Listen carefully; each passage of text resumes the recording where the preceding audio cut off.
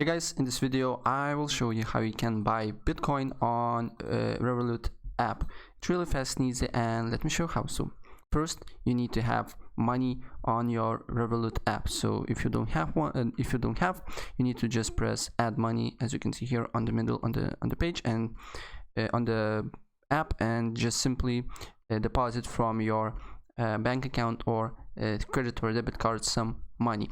And when you have money, then you need to press on the bottom left corner. There is second icon. Basically it's like a stocks here, and you should see wealth tab, and the first option is stocks, and the second option is crypto. So press on crypto, then press start.